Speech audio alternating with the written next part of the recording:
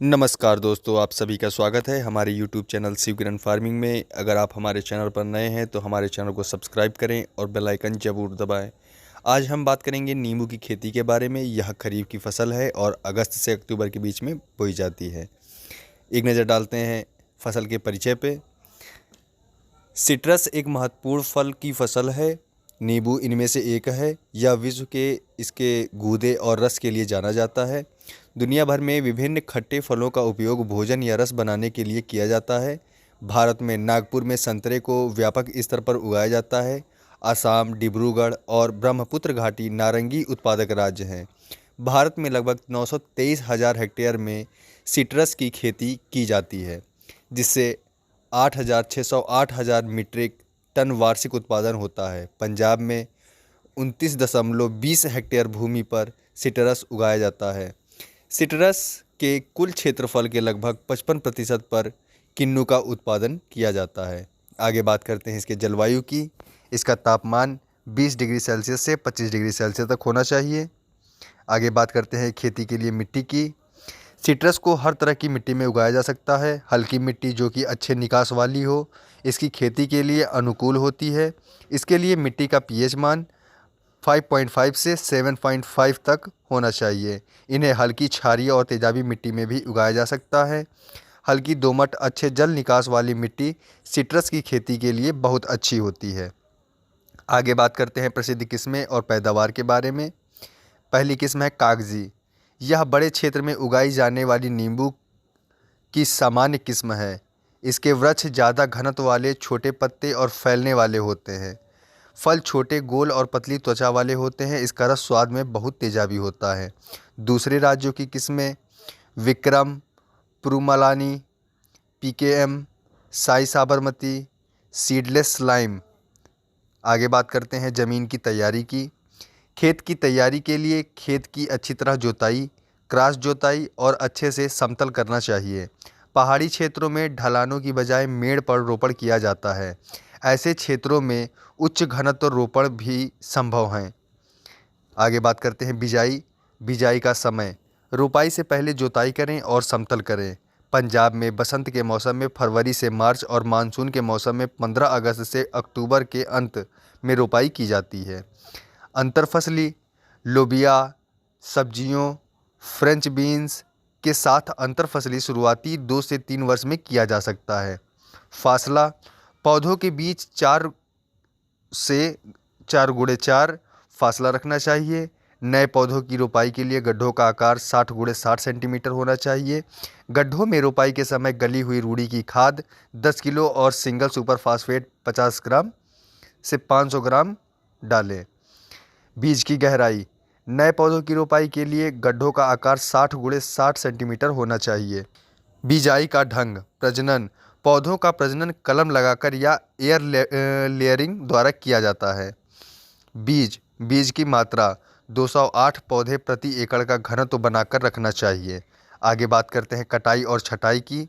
कटाई और छटाई। पौधे के तने की अच्छी वृद्धि के लिए ज़मीनी स्तर के नज़दीकी से 5 से 60 सेंटीमीटर तक शाखाओं को निकाल देना चाहिए। पौधों को केंद्र खुला होना चाहिए। विकास की शुरुआती अवस्था में आसपास की टहनियों को निकाल देना चाहिए। आगे बात करते हैं खाद की। खाद 1 किलोग्राम प्रति एकड़। फसल की उम्र। अगर फसल 1 से 3 साल की है तो गली हुई रूढ़ी की खाद 5 से 20 किलोग्राम प्रति पौधा डालें और यूरिया 100 से 300 ग्राम प्रति पौधा। 4 से 6 साल तक जब पौधे हों और तो उसमें 25 ग्राम प्रति रूढ़ी की खाद और 400 से 500 ग्राम यूरिया डालना चाहिए। जब पेड़ की फसल उम्र की 7 से 9 साल हो जाए तो इसमें 60 से 90 किलो प्रति पौधा रूढ़ी की खाद डालें और 600 से 800 ग्राम प्रति यूरिया डालें प्रति पौधा। जब 10 साल से ज़्यादा हो जाए तो इसमें 100 किलो प्रति पौधा गली हुई रूढ़ी की खाद और 800 से 1600 ग्राम प्रति पौधा यूरिया पड़ना चाहिए।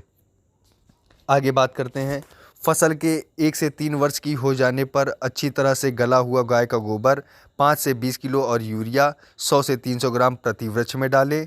4 से 6 वर्ष की फसल में अच्छी तरह से गला हुआ गाय का गोबर 25 से 50 किलो और यूरिया 100 से 300 ग्राम प्रति वृक्ष में डालें। 7 से 9 वर्ष की फसल में यूरिया 60 से 800 ग्राम और गाय का गला हुआ गोबर 60 से 90 किलो प्रति वृक्ष में डालें। जब फसल 10 वर्ष की या इससे ज़्यादा की हो जाए तो गाय का गला हुआ गोबर 100 किलो और यूरिया 800 से 1600 ग्राम प्रति वृक्ष में डालें। गाय के गले हुए गोबर को पूरी मात्रा दिसंबर महीने के दौरान डालें, जबकि यूरिया के 2 हिस्से, पहला फरवरी महीने में और दूसरा अप्रैल मई के महीने में डालें। यूरिया की पहली खुराक के समय सिंगल सुपर फास्फेट खाद की पूरी मात्रा में डालें। यदि पकने से पहले फलों का गिरना दिखाई दे तो फलें को ज़्यादा गिरने को रोकने के लिए 2,4-D 10 ग्राम को 100 लीटर पानी में मिलाकर स्प्रे करें। पहली स्प्रे मार्च में अंत में, फिर अप्रैल के अंत में करें। अगस्त और सितंबर के अंत में दोबारा स्प्रे करें। यदि सिट्रस के नज़दीकी कपास की फसल उगाई गई हो तो 2 या 4D की स्प्रे करने से परहेज करें। इसकी जगह GA3 की स्प्रे करें। आगे बात करते हैं खरपतवार नियंत्रण की। नदीनों को हाथ से गुड़ाई करके या रसायनों द्वारा नियंत्रित किया जा सकता है। ग्लाइफोसेट 1.5 लीटर को प्रति 150 लीटर पानी में मिलाकर स्प्रे करें। ग्लाइफोसेट की स्प्रे सिर्फ नदीनों पर ही करें, मुख्य फसल पर ना करें। आगे बात करते हैं इसके सिंचाई की। नींबू की फसल को नियमित अंतराल पर सिंचाई करने की आवश्यकता होती है। सर्दियों और गर्मियों में जीवन रक्षक सिंचाई जरूर करें। फल आने के समय, फल लगने के समय और पौधे के अच्छे विकास के लिए सिंचाई आवश्यक है। ज़्यादा सिंचाई से जड़ गलन और तना गलन की बीमारियों का खतरा होता है। उच्च आवृत्ति की सिंचाइयाँ फ़ायदेमंद होती हैं। नमकीन पानी फसल के लिए हानिकारक होता है। बसंत ऋतु में अकेली जड़ों को पानी देना पौधों को प्रभावित नहीं करता है। आगे बात करते हैं हानिकारक कीट एवं रोकथाम के बारे में। पत्ते की सुरंगी कीट, यह कीट नए पत्तों के ऊपर और नीचे की सतह के अंदर लार्वा छोड़ देते हैं, जिससे पत्ते मुड़े हुए और विकृत नज़र आते हैं। सुरंगी कीट से नए पौधों के विकास में कमी देखी जा सकती है। सुरंगी कीट के अच्छे प्रबंधन के लिए इसे अकेला छोड़ देना चाहिए और ये प्राकृतिक कीटों का भोजन बनते हैं और इनके लार्वा को खा लेते हैं। फास्फोमिडोन 1 मिलीलीटर या मोनोक्रोटोफास 1.5 मिलीलीटर को प्रत्येक पखवाड़े में 3 से 4 बार स्प्रे करें। सुरंगी कीटों का पता लगाने के लिए फेरोमोन जाल भी उपलब्ध होते हैं। आगे बात करते हैं सिट्रस सिल्ला के बारे में। यह रस चूसने वाले कीड़े हैं। निफंस के कारण नुकसान होता है। यह पौधों पर एक तरल पदार्थ छोड़ता है जिससे पत्ता और फल का छिलका जल जाता है। पत्ते मुड़ जाते हैं और पकने से पहले ही गिर जाते हैं। प्रभावित पौधों की छटाई करके उन्हें जलाकर इसकी रोकथाम की जा सकती है। मोनोक्रोटोफास 0.025% या कार्बरिल 0.1% की स्प्रे भी लाभदायक हो सकती है। आगे बात करते हैं स्केल कीट के बारे में। सिट्रस स्केल कीट बहुत छोटे कीट होते हैं जो सिट्रस के वृक्ष और फलों से रस चूसते हैं। यह कीट शहद की बूंद की तरह पदार्थ छोड़ते हैं जिससे चींटियां आकर्षित होकर इनका मुंह वाला हिस्सा ज़्यादा नहीं होता है। नर कीटों का जीवन काल कम होता है। सिट्रस के पौधे पर 2 तरह के स्केल कीट हमला करते हैं, कटीले और नर्म स्केल कीट।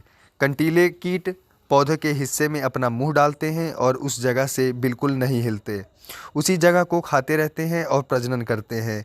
नर्म कीट पौधे के ऊपर परत बना देता है और जो पौधे के पत्तों को ढक देती है और प्रकाश संश्लेषण क्रिया को रोक देते हैं। जो मरे हुए नर्म कीट होते हैं वो मरने के बाद पेड़ से चिपके रहने की बजाय गिर जाते हैं। नीम का तेल इन्हें रोकने के लिए प्रभावशाली उपाय है। पैराथियोन 0.03%, इमल्शन डाइमेथोएट 150 मिलीलीटर या मैलाथियोन 0.1% की स्प्रे भी इन कीटों को रोकने के लिए प्रभावशाली उपाय है। चेपा और मिलीबग, यह पौधे का रस चूसने वाली कीट है। कीड़े पत्ते के अंदरूनी भाग में होते हैं। चेपे और कीटों को रोकने के लिए पाइरीथेरिओडस या कीट तेल का प्रयोग किया जा सकता है। आगे बात करते हैं बीमारियां और रोकथाम। इसकी पहली बीमारी सिट्रस का कोढ़ रोग। पौधों में तनों, पत्तों और फलों पर भूरे पानी रंग जैसा धब्बे बन जाते हैं। सिट्रस कैंकर बैक्टीरिया पौधे के रक्षक सेल में से प्रवेश करता है। इससे नए पत्ते ज़्यादा प्रभावित होते हैं। क्षेत्र में हवा के द्वारा ये बैक्टीरिया सेहतमंद पौधों को भी प्रभावित करता है। दूषित उपकरणों के कारण यह भी बीमारी स्वस्थ पौधों पर फैलती है। यह बैक्टीरिया कई महीनों तक पुराने घावों पर रह सकता है। यह घावों की उपस्थिति से पता लगाया जा सकता है। इसे प्रभावित शाखाओं को काटकर रोका जा सकता है।